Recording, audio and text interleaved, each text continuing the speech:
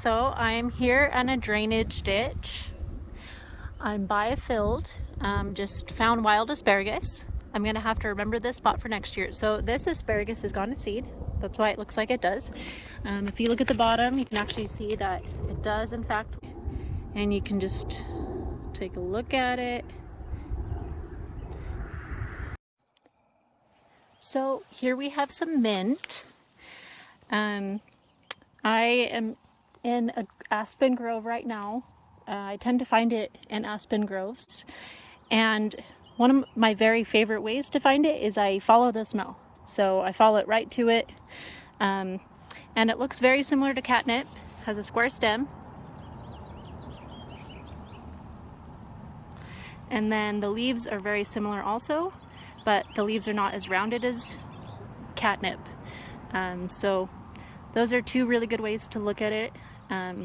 Stinging nettle has more sharp leaves and there's not really much of a smell to it. Okay, so this next plant we're going to talk about, this is hydrophyllum or water leaf. This plant, you can basically use any part of it. It's a pretty good plant.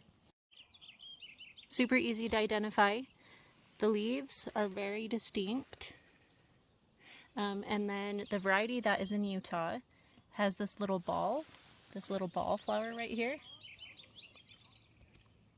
And it's really hard to mistake for anything else. And you can actually find this in lots of climates, mostly wet climates, but I found it around aspens, pines, cottonwoods, so deciduous or conifer, just has to be wet. So I found a plethora of wild onion. There's a couple ways you can tell it's wild onion. One is the flower pattern, and when it first forms, underneath it there's a thing called a spathe, and then at the bottom the leaves will connect directly to the stem, and if you look right here you can actually see it. So I'm going to uncover the bulbs. So I'm out and about again.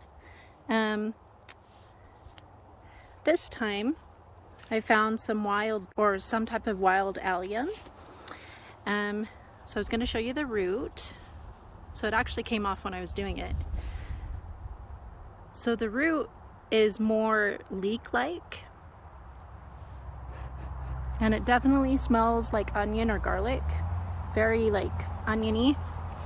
And there's a couple ways that you can tell that it's onion.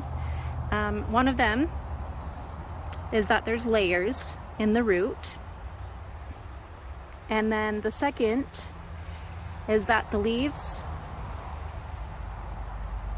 wrap around the stem, and then if you look at the flower at the very bottom, it has a little sheath.